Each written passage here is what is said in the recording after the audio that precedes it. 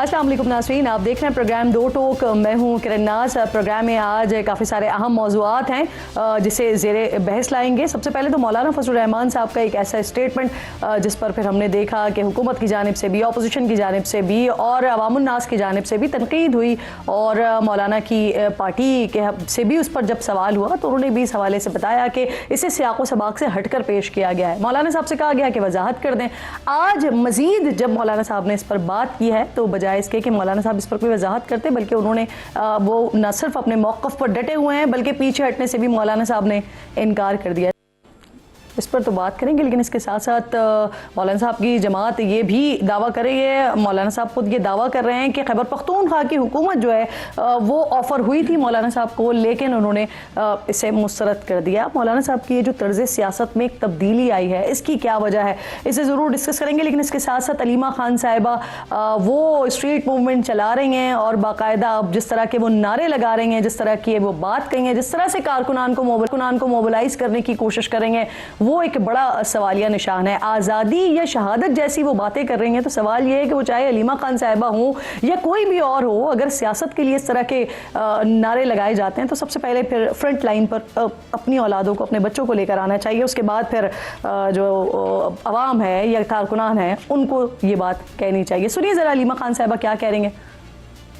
जब तक इनको नहीं बनाएंगे, ये इमरान खान को ना कैडेटर नहीं से निकाल देंगे, ना इमरान खान का इलाज करने देंगे। हमारा नारा है आज़ादी की शहादत।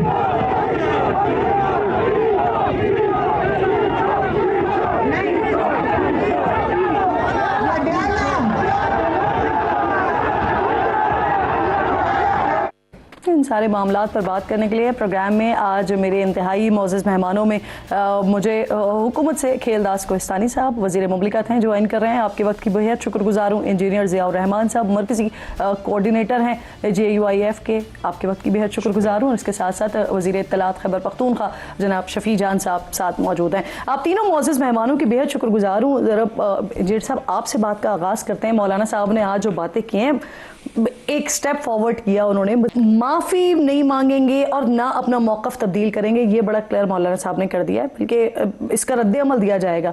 यानी मौलाना साहब टकराव की सियासत की तरफ जाना चाह रहे हैं। मौलाना साहब अपनी बातों को रिकॉर्ड पर रखने के लिए, उसको रजिस्टर करने के लिए ये चीज़ें जो है वो आवाम के सामने ला रहे हैं कि आप एक ऐसे इशू पर जी एक ऐसे जुमले से एक बात अखज़ करके फिर अपनी मर्ज़ी की उसकी तशरीह करके कि फिर उससे आप एक पाकिस्तान के एक ऐसे सियासतदान को पर गद्दारी के फतवे लगाएं, उस मौलाना फजलुर रहमान को, कि जो मौलाना फजलुर रहमान सबसे पहले पाकिस्तान में आवाज़ लगाता है कि अगर पाकिस्तान की अफवाज को जब जब अल्लाह न करे कि उनको ये ज़रूरत पड़े, लेकिन अगर ज़रूरत पड़ेगी तो जमीयत उलमा इस्लाम का कारकुन उसके शाना बशाना मैदान में खड़ा होगा। वो मौलाना फजलुर रहमान, जो मौलाना फजलुर रहमान मजहबी तबके से बंदूक छीन कर या बंदूक उसके हाथ से लेकर उसको पाकिस्तान के आईन और कानून की तरफ मुतवज्जे करता है, उसको पाकिस्तान के निज़ाम की तरफ लाता है। अब उस मौलाना फजलुर रहमान पर ये इल्ज़ाम लगा रहे हैं कि वो शुहदा की तौहीन कर रहे हैं। उस मौलाना फजलुर रहमान पर कि जो खुद शुहदा का वारिस है, जिसने एक दिन में 100 जनाजे उठाए हैं। देखें, ये आप भी बात कर रहे हैं, कामरान मुर्तज़ा साहब भी कह रहे हैं, गफूर हैदरी साहब भी कह रहे हैं, असलम गौरी साहब भी कह रहे हैं, मुख्तलिफ लोग मुख्तलिफ बात कर रहे हैं। इस बात को कह रहे हैं कि सियाक़ो सबाक़ से हटकर पेश किया जा रहा है, या इस बात का वो मतलब ही नहीं था जिस तरह से लिया जा रहा है, और जो बात फिर आप बाकी तमाम लोगों के लिए कह रहे हैं। तो क्या ही अच्छा हो कि मौलाना साहब खुद ही इसकी वजाहत कर दें। मौलाना साहब ने आज उसकी वजाहत कर दी। सर ये तो किसी और ही लेवल पे ले गए। मौलाना साहब ने ये इस बात की, जिस बात को इन्होंने वो जो फसाने में कोई बात थी ही नहीं, जो उनको नागवार गुजरी थी जी, वो बात सारे फसाने में जिसका जिक्र न था, वो बात उनको बड़ी नागवार गुजरी है। तो रद्द अमल क्या आएगा? वो मौलाना साहब ने बड़ा कहा, साफ कहा कि मैं शुहदा का वारिस हूँ, मैंने एक दिन में 100 जनाजे उठाए हैं, मैंने अपने बड़े बड़े ज़ुआमा और शेखुल हदीस जो है इस पादाश में उनके जनाजे उठाए हैं कि वो पाकिस्तान के आईन और पाकिस्तान के कानून के साथ खड़े हैं। आप मुझे शहीदों की अजमत और उनकी हुर्मत न बताएं। अब रद्द अमल क्या आएगा, क्या कह रहे हैं आप? रद्द अमल मौलाना साहब कह रहे हैं ना रद्द अमल देंगे, रद्द-ए-अमल देंगे? रद्द-ए-अमल तो यही है जी, जो रद्द-ए-अमल आज उन्होंने दिया है। अगर इस तरह इस अंदाज से आप बेतौकीरी करेंगे, सियासी लीडरों की बेतौकीरी करेंगे, आप उन पर गद्दारी के फतवे लगाएंगे, तो फिर पाकिस्तानी अवाम ने जो रद्द-ए-अमल दिया है पिछले नहीं, लेकिन आप लोगों का अपना भी तो एक रद्द-ए-अमल, एक गफूर हैदरी साहब का स्टेटमेंट आया था ना सामने, वो कह रहे थे एक हसास मकाम पर जाके एहतजाज करने के, तो क्या फिर आप लोग उस तरफ जा रहे हैं? मौलाना साहब ने जो कहा, जिस रद्द-ए-अमल की बात की, मौलाना साहब ने कहा कि मैं अगस्त, रद्द-ए-अमल के जेल में उन्होंने कहा कि मैं अगस्त में पूरे पाकिस्तान के चारों सूबों में जाऊंगा, वहां पे वर्कर्स कन्वेंशन करूंगा। फिर सबसे ज्यादा इनको तकलीफ पंजाब में होती है जलसा करने की, तो मैं सितंबर में पंजाब में जलसा करूंगा, फिर मैं अक्टूबर को पंजाब में जलसा करूंगा, फिर नवंबर में फिर पंजाब में जलसा करूंगा। तो मेरा रद्द-ए-अमल फिर अवाम में जाऊंगा, फिर वो आपको नजर आएगा। सही। खेल साहब, अस्सलाम वालेकुम। ये क्या सर सिचुएशन आपको बनती हुई दिख रही है? हुकूमत किस तरह से देख रही है सारे मामले को? ये मौलाना साहब तो पीछे हटने को तैयार नहीं है, अपने मौकफ पर भी कायम है, बल्कि रद्द-ए-अमल की बात कर रहे हैं। और जिया साहब ने इसको मजीद डिटेल में बता दिया कि क्या होगा अब आगे, किस तरह से चारों सूबों में जाएंगे, कहां कहां पर जलसे करेंगे। हुकूमत क्या करेगी, इजाजत देगी? देखें, मौलाना फजल रहमान साहब इस मुल्क के ज़ीरक सियासतदान हैं और वो हर दौर में उन्होंने जो सियासत की है, तामीरी सियासत की है, उसूली इख्तलाफ भी रखे थे माजी में जो उसकी सियासत रही है।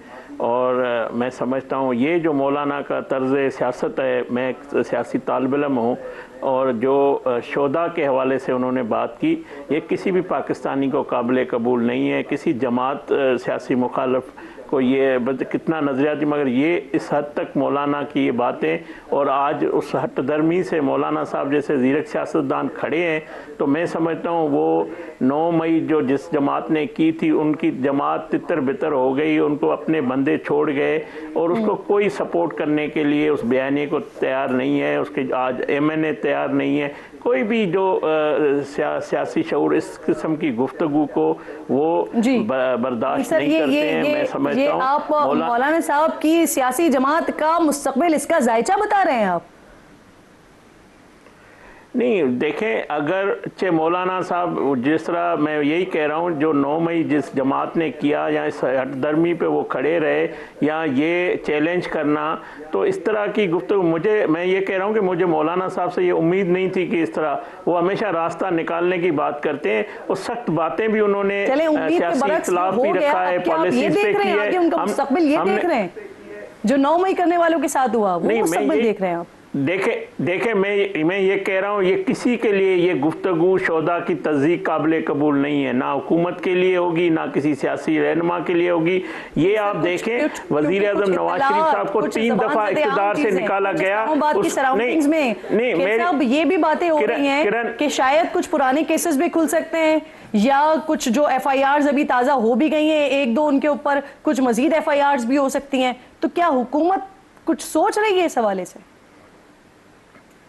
देखें, हुकूमत कानून के मुताबिक अगर किसी पे कोई चार्जेस हो गए, वो कोई भी, मैं नहीं कह रहा हूँ कि मौलाना साहब पे हुकूमत कोई तैयारी कर रही है, ना ये हुकूमत की कोई इस तरह की, वो कानून से कोई बड़ा नहीं है। अगर कोई भी शख्स अगर कानून के कटहरे में आएगा, जिस तरह इनका एक सियासी रहनुमा था, उनकी जमात का एक रहनुमा था इस्लामाबाद का, उसको अगर अदालत ने सज़ा दी, उसमें वो जुर्म साबित हुआ है, उसमें मैं थोड़ा सा रिफ्रेश करती हूँ बात। ये मैं किरण सिर्फ ये कहता पावरफुल है कि वो मौलाना फजल रहमान साहब पे हाथ डाल सके सर, क्योंकि PTI की हुकूमत उनको बड़ा ताकतवर कहा जाता था, बड़ा पावरफुल कहा जाता था, लेकिन वो भी मौलाना साहब की जमात पे हाथ नहीं डाल सकी थी सर। मैं कहता हूं इस मुल्क में कोई भी कानून से बड़ा नहीं है।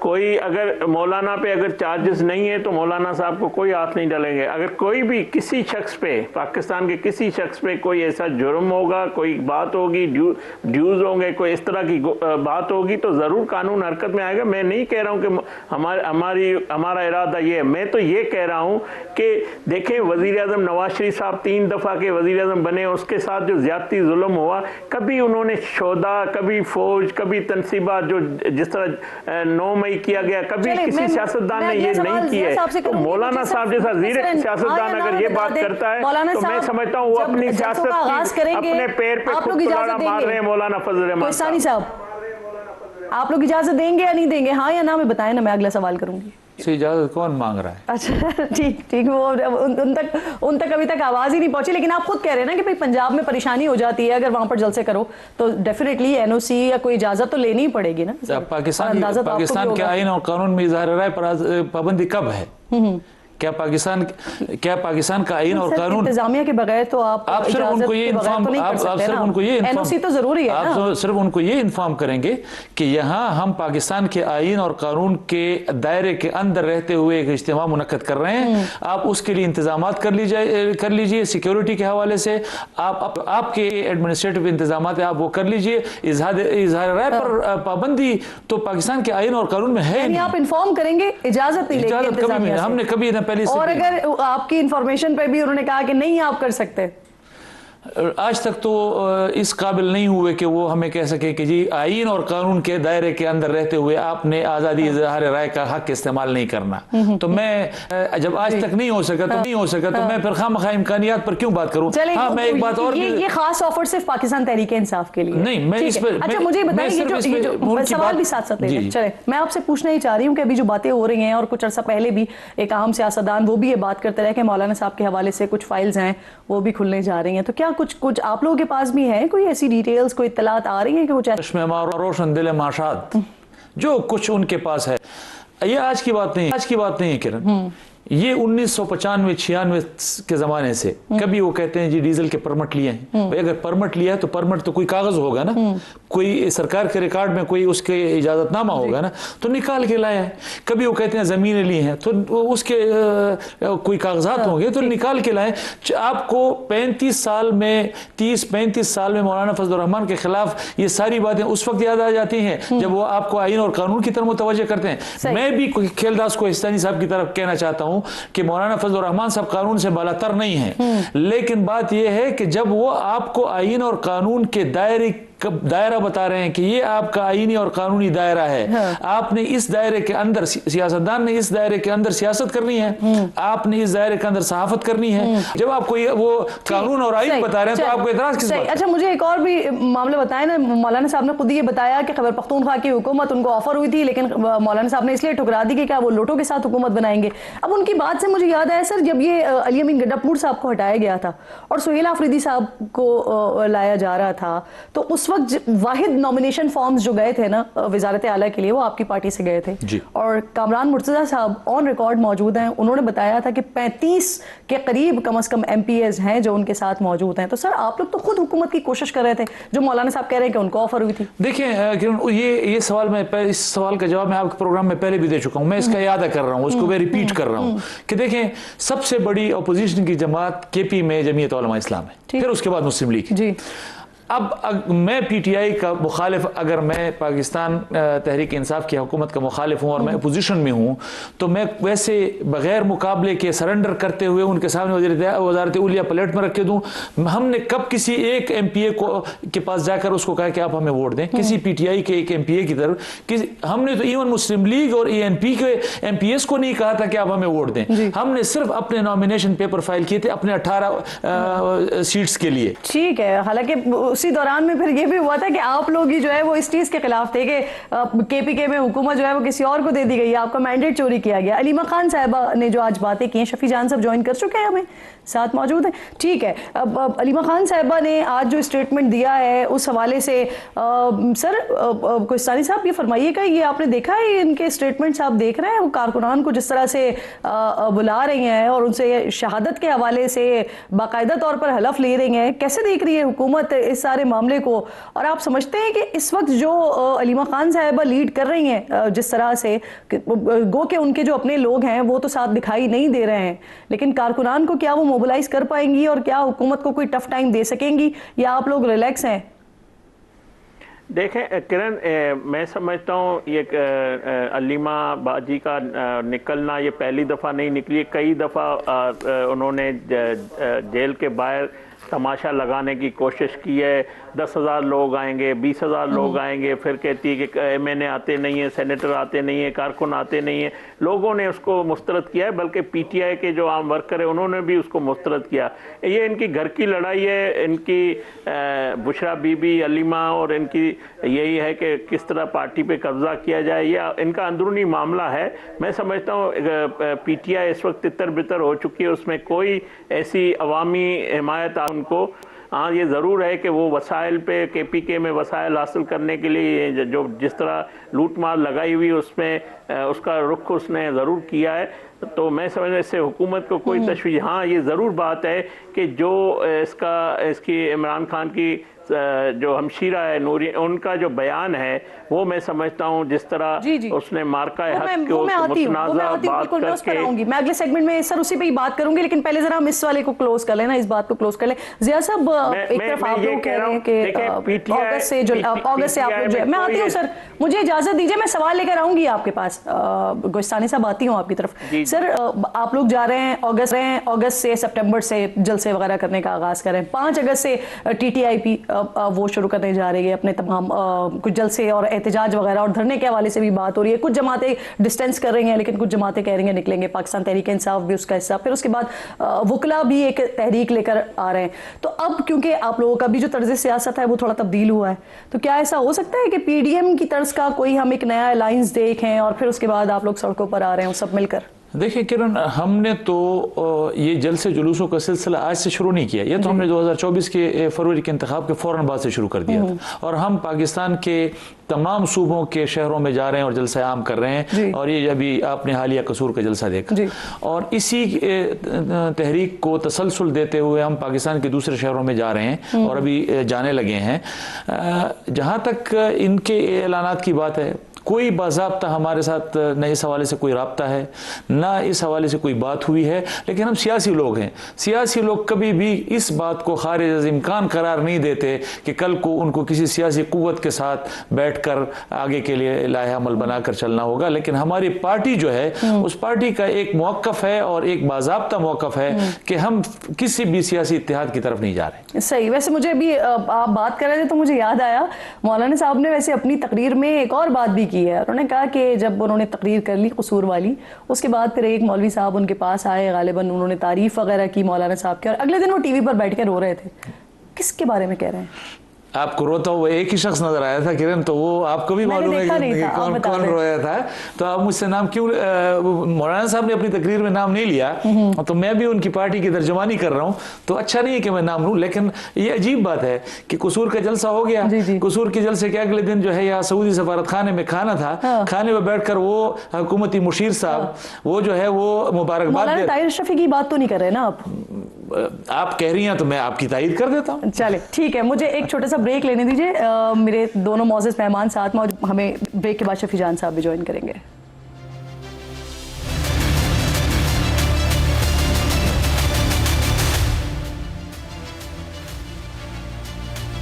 प्रोग्राम में एक बार फिर आपको खुशामदीद कहती हूँ। शफी जान साहब ज्वाइन कर चुके हैं, वैसे हम अमूमन और हमेशा टाइम पे आ जाते हैं। आज शफी जान साहब आधा प्रोग्राम निकल गया है, वैसे अब आप ज्वाइन कर रहे हैं। अब सबसे पहले मुझे ये बता दें, काफ़ी सारी डिस्कशन हो चुकी है इस पर। आप मुझे बताएं, अलीमा खान साहिबा जो है वो स्ट्रीट मूवमेंट की तर्ज पर कारकुनान को निकालना चाह रही हैं, उनसे बाकायदा शहादत के हलफनामे हलफ ले रही हैं बाकायदा तौर पर, लेकिन पाकिस्तान तहरीक इंसाफ की जो मेन लीडरशिप है वो दिखाई नहीं दे रही है। क्या है नहीं साथ, या आप लोगों ने उनको कहा है कि ठीक है ये वाला चैप्टर आप खुद संभालें?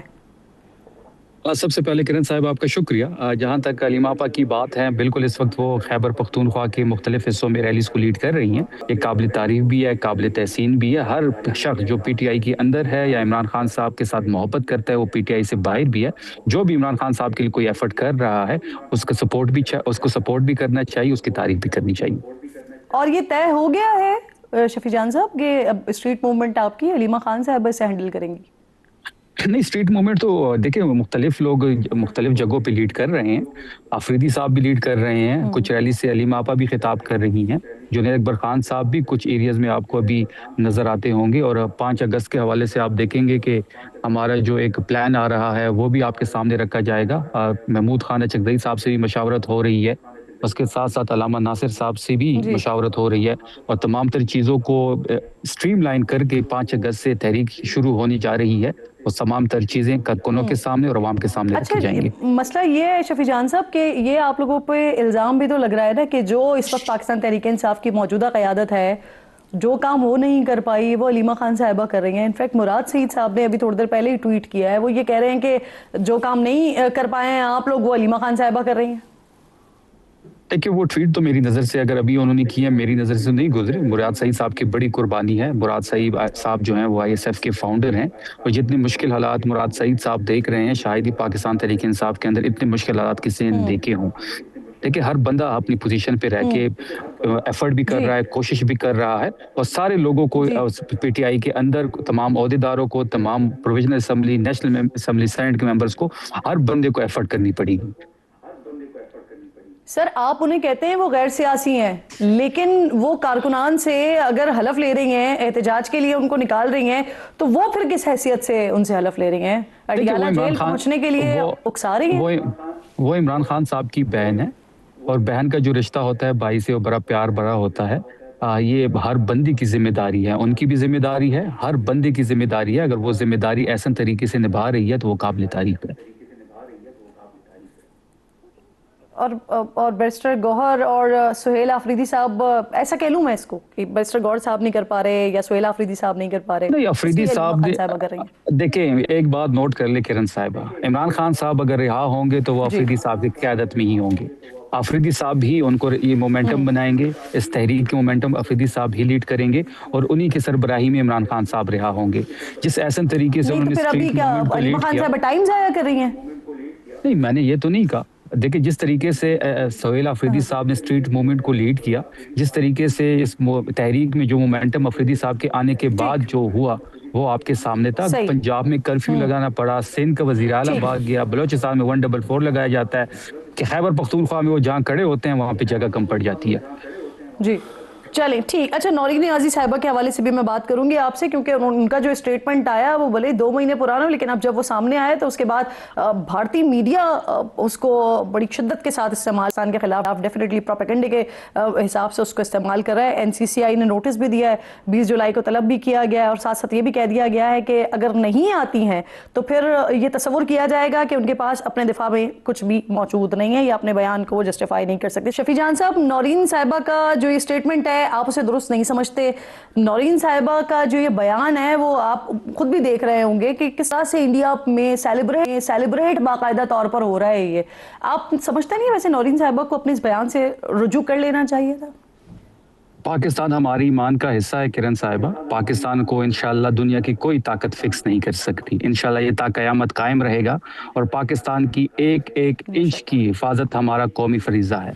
नौरीन साहिबा का ये ज़ाती ख्याल हो सकता है, इस बयान का पार्टी के बयानी से कोई ताल्लुक नहीं है। देखिए बात बड़ी वाज़ेह है, इस तरह के फिर हम इन बयानात में पढ़ेंगे तो फिर मेमो गेट की बात भी खुलेगी, फिर डॉन लीग्स भी की बात भी खुलेगी, फिर जो मरियम साहिबा जो नारे लगाती थी जलसों में, इसके साथ साथ फिर जो आर्मी चीफ के बारे में जो ज़बान गुजरावाला में मियां नवाज शरीफ ने इस्तेमाल की, फिर गद्दारी के अब सुन ले जितने भी पैनलिस्ट आकर इशारा दे रहे हैं मैं उन सबसे कह रही हूं कि वो भी काबिल मजम्मत थे और ये स्टेटमेंट भी काबिल मजम्मत है। तो आप स्टेटमेंट्स के खिलाफ उनको भी कहें, इसको भी कहें। पाकिस्तान के खिलाफ कोई भी बात करेगा वो काबिल मुज़म्मत होगा, लेकिन इस तरह नहीं हो सकता जिस तरीके से उन लोगों पे गद्दारी के मुकदमात कायम करके फिर मनसबों पर बैठाया गया। तो क्या उस टाइम जो गद्दारी के मुकदमात नवाज शरीफ या मरीम नवाज पे जो दायर हुए वो गलत था, या फिर आज चोरी शुदा मैंडेट पे उनको मनसब पे बैठाना गलत है? अब ये जो गद्दारी और मुहिब वतनी के सर्टिफिकेट्स है ये बांटना बंद करेंगे तो हम आगे बढ़ेंगे। ठीक खेल साहब, क्योंकि वक्त बिल्कुल खत्म हो गया, अगर इस पर आप एक कमेंट कर दें। देखें ये शफी जान ने जिस तरह उसको डिसऑन किया इस बयान को मैं अप्रिशिएट करता हूं और हर मोहब्बतन पाकिस्तानी को इसी तरह इस बयान की मजम्मत भी करनी चाहिए। और मोदी का बाप भी जो है पाकिस्तान कुछ नहीं बिगाड़ सकता, उसको दिन में तारे जो हमारी अफवाज ने दिखाया था field marshal general Asim Munir साहब ने, और जो उसको शिकस्त हुई उसका इकरार दुनिया कर रही है। सुपर पावर उसको हमारी फौज की सलाहियतों को, दिफाई सलाहियतों को उसका एहतराम भी कर रही है, उसकी सराह रही है। शफी जान साहब ने जो मजम्मत की उसको आपने अप्रिशिएट किया। ज़िया साहब लास्ट कमेंट आपका। सर इस हवाले से जी, मैं बिल्कुल यानी ये मेरी एक राय नहीं है, ये सब पाकिस्तानियों का एक मुत्तफ़िका फ़ैसला है कि हिंदुस्तान और पाकिस्तान की जंग में पाकिस्तान ने हिंदुस्तान को इबरतनाक शिकस्त दी जी।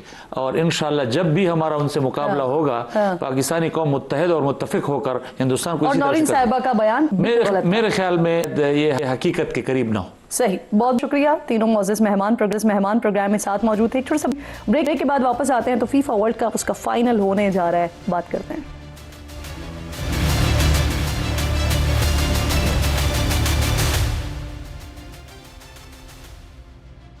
प्रोग्राम एक बार फिर आपको खुशामदीद कहेंगे नाज़रीन। दुनिया का सबसे बड़ा खेलों का मेला फीफा वर्ल्ड कप कुछ घंटों में अर्जेंटीना और स्पेन के दरमियान फाइनल के साथ खत्म हो जाएगा। दिफाई चैंपियन कप्तान मेसी ये टाइटल का दिफा करेंगे या फिर स्पेन 16 साल बाद अपनी दूसरी वर्ल्ड कप ट्रॉफी लिफ्ट करेंगे? इन सवालात का जवाब तो चंद घंटों बाद मिल जाएगा। ये वर्ल्ड कप अपनी नौयत का पहला इवेंट है कि जिसकी मेज़बानी बैक वक्त 3 ममालिक अमरीका, कनाडा और मैक्सिको ने की है। पहली मरतबा वर्ल्ड कप में 48 टीमें शरीक हुई हैं। इससे पहले ये तादाद 32 टीमों तक महदूद होती थी, लेकिन 2026 का ये फीफा वर्ल्ड कप फुटबॉल की तारीख का मुतनाज़े तरीन वर्ल्ड कप होगा। आगाज़ ही में सोमालिया से ताल्लुक़ रखने वाले पहले FIFA official referee Umar Abdul Qadir को तमाम दस्तावेज़ात और वीज़ा होने के बावजूद मियामी एयरपोर्ट पर 11 घंटे रोक कर रखा गया और फिर अमरीका बदरी कर दिया गया। फीफा इंतज़ामिया रेफरी की इस बेइज्जती पर बिल्कुल खामोश रही। दूसरा मसला ईरानी टीम के साथ हुआ, जिसके सारे मैच अमेरिका में थे, लेकिन दोनों ममालिक के दरमियान जंग की वजह से पहले तो ईरानी टीम प्रैक्टिस के लिए मैक्सिको तक ही महदूद की गई, फिर अमेरिका आने की इजाज़त भी सिर्फ मैच के कुछ घंटों के लिए दी गई। मैच ख़त्म होते ही उन्हें फौरी तौर पर अमेरिका छोड़ना पड़ता था। कई घंटे की सफ़र की इजाफी मुशक्क़त का भी सामना रहा। ईरानी शायकीन के लिए मुख्तस टिकट्स भी अमेरिका ने मनसूख कर दिए, लेकिन फीफा यहाँ भी अंकल सैम के आगे चुप रहा। कई टीम्स को अमेरिका के एयरपोर्ट पर घंटों क्लियरेंस के नाम पर रोका गया। एक्वाडोर टीम के सामान की तलाशी स्टिफिंग डॉग्स से करवाई गई। सेनेगल की टीम को टूर्नामेंट के दौरान होटल और एयरपोर्ट के रनवे तक महदूद रखा गया। कनाडा और मैक्सिको में हुए मैचेस में रेफरीज ने इन ममालिक की टीम्स के कुछ खिलाड़ियों को कवायद की खिलाफ वर्जियों पर कभी येलो कभी रेड कार्ड सिखाए, लेकिन न मैक्सिको और न ही कैनेडियन हुकूमत ने कुछ कहा।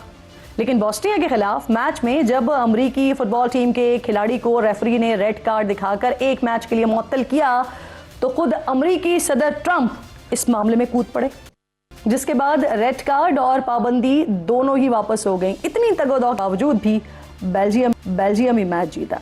ये वर्ल्ड कप रेफरीज के मुबैना मुतनाज़े किरदार की वजह से भी काफ़ी हेडलाइंस में रहा। बेल्जियम के खिलाफ ईरानी गोल मनसूख होना, मिस्र के खिलाफ ईरानी गोल ऑफ साइड करार देना, इसी तरह क्वार्टर फाइनल में मोरक्को और फ्रांस की मैच में फीफा की तरफ से तमाम रेफरीज और मैच ऑफिशल्स का अर्जेंटीना से इंतखाब का फैसला भी मशकूक बना। फीफा पर इस वर्ल्ड कप में दिफाई चैंपियन अर्जेंटीना और इसके कप्तान मेसी के लिए जानिबदारी के इल्ज़ामात भी लगते रहे हैं।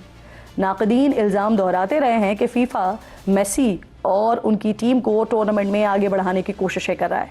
सोशल मीडिया पर फीफा के सदर और मेसी को लेकर मीम्स का समंदर उमड़ आया, जिनमें दिखाया गया कि हर खेल में अर्जेंटीना को ही जितवाया जा रहा है।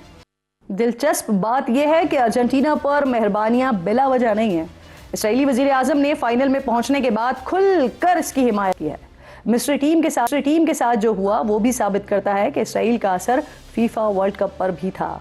मिस्र ने ऑस्ट्रेलिया को नॉकआउट मरहले में शिकस्त दी तो हेड कोच हुसाम हसन मैदान में फ़लस्तीनी परचम लेकर आए, फतह फ़लस्तीन के नाम की। अर्जेंटीना के साथ मैच से पहले भी उन्होंने कहा कि जो गज़ा का दर्द महसूस नहीं करता वो इंसान नहीं है। यकीनन फिर इसका रिएक्शन तो आना था और फिर जो हुआ वो पूरी दुनिया ने देखा। अर्जेंटीना के साथ मैच में मिस्र का एक गोल मनसूख करने और कप्तान मोहम्मद सलाह को गिराए जाने के बावजूद अर्जेंटीना की टीम पर फाउल लगा और न ही मिस्र को पेनल्टी मिली। उल्टा मिस्री हेड कोच को रेफरी के इम्तियाजी सलूक पर एहतजाज करने पर येलो कार्ड दिखा दिया गया। मैच के बाद मिस्री खिलाड़ी ने तंज करते हुए कहा कि अर्जेंटीना को वर्ल्ड कप मुबारक।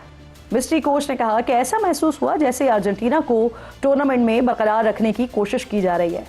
अर्जेंटीना और इंग्लैंड के सेमीफाइनल में अर्जेंटीना के खिलाड़ी की तरफ जारहाना खेल के बावजूद उन्हें रेफरी की तरफ से वार्निंग नहीं दी गई।